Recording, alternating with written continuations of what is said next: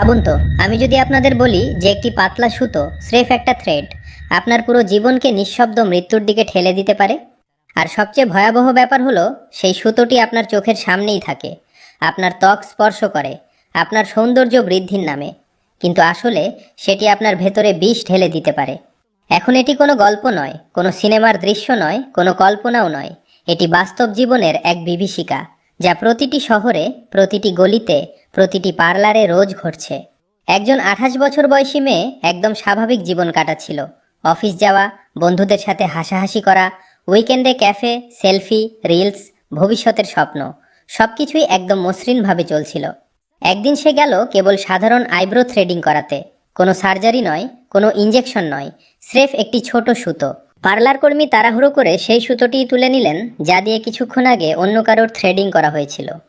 সুতোটি দেখতে একদম পরিষ্কার, সাদা, পরিপাটি আর নির্দোষ ছিল, কিন্তু তাতে লুকিয়ে ছিল এক অদৃশ্য ঘাতক, হ্যাপাটাইটিস বি ভাইরাস। এমন এক ভাইরাস যা চোখে দেখা যায় না, যার কোনো গন্ধ নেই, কিন্তু একবার শরীরে ঢুকে পড়লে ভেতর থেকে সব কিছু ধ্বংস করে দেয়। কিছুদিন পর্যন্ত সে কিছুই বুঝতে পারেনি। তারপর ধীরে ধীরে লক্ষণগুলো প্রকাশ পেতে শুরু করলো। হালকা জ্বর, শরীরে ব্যথা, চরম ক্লান্তি, খাবার ভালো না লাগা, সারাক্ষণ ঘুম পাওয়া।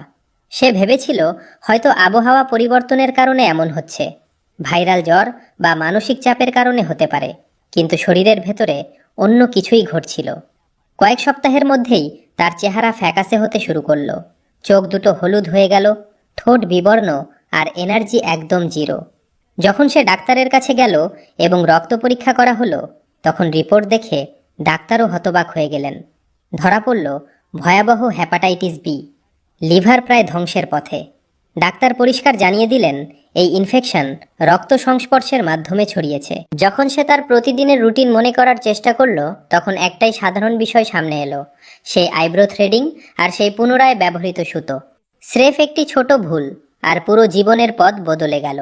এখন কল্পনা করুন, এটি কেবল সেই মেয়েটির গল্প নয়, এটি সেই প্রতিটি মেয়ের গল্প হতে পারে যারা চিন্তা ভাবনা ছাড়াই যে কোনো পার্লারে গিয়ে বসে পড়ে এবং চোখ বন্ধ করে ভরসা করে। কারণ বাস্তবতা হলো, বেশিরভাগ বিউটি পার্লারই হাইজিন বা স্বাস্থ্যবিধি মেনে চলে না। একই সুতো, একই ব্লেড, একই ওয়াক্স স্ট্রিপ, একই ব্রাশ, সব কিছু বারবার ব্যবহার করা হয়। বাইরে থেকে পরিষ্কার দেখায়, কিন্তু ভেতরে ইনফেকশনের কারখানা চলতেই থাকে। পার্লার মালিকদের এতে কিছু যায় আসে না, কারণ তারা ভাবে ম্যাডামের তো কিছুই হবে না। কিন্তু তারা জানে না যে একটি ছোট ক্ষত বা মাইক্রোস্কোপিক অন্ড দিয়ে ভাইরাস সরাসরি রক্তে প্রবেশ করে। Hepatitis B, hepatitis C, fungal infection, চর্মরোগ, ব্যাকটেরিয়াল ইনফেকশন, এমনকি এইচআইভি পর্যন্ত হওয়ার ঝুঁকি থাকে যদি রক্তের সংস্পর্শ ঘটে। সবচেয়ে ভয়ের ব্যাপার হলো, এই রোগগুলোর উপসর্গ বা লক্ষণ সাথে সাথে দেখা যায় না। অনেক সময় কয়েক মাস পর জানা যায়, যখন ক্ষতি যা হওয়ার তা ইতিমধ্যেই হয়ে গেছে। তখন শুধু শরীরই ভেঙে পড়ে না, সাথে মনও ভেঙে যায়। নিয়মিত ওষুধ, দামি পরীক্ষা নিরীক্ষা, হাসপাতালে যাতায়াত, ভয়, দুশ্চিন্তা আর ভবিষ্যৎ নিয়ে আতঙ্ক, সবকিছু একসাথে জেঁকে বসে। তাই এখন সময় কিউট হওয়ার নয়, স্মার্ট হওয়ার। পরের বার যখন পার্লারে যাবেন, তখন নম্র হবেন না, শক্ত হন। পরিষ্কারভাবে বলুন, দিদি নতুন সুতো ব্যবহার করবেন একদম ফ্রেশ প্যাকেট থেকে। এটি কোনো ইগো বা অহংকার নয়, এটি আত্মরক্ষা। এটি কোনো অভদ্রতা নয়, এটি জীবন বাঁচানোর বুদ্ধিমতী সিদ্ধান্ত। আর সবচেয়ে নিরাপদ উপায় হলো নিজের ব্যক্তিগত সুতো সাথে করে নিয়ে যাওয়া। আজকাল অনেক সচেতন নারী এটাই করছেন। ছোট একটা সুতো ব্যাগে রাখুন, আর দুশ্চিন্তা শেষ। আর যদি পার্লার কর্মী বলেন, আরে ম্যাডাম আমরা তো রোজই করছি, কিছুই হয় না, তবে বুঝে নেবেন সবচেয়ে বেশি ঝুঁকি সেখানেই। কারণ যেখানে মানুষ পরিচ্ছন্নতাকে হালকাভাবে নেয়, সেখানেই রোগের জন্ম হয়।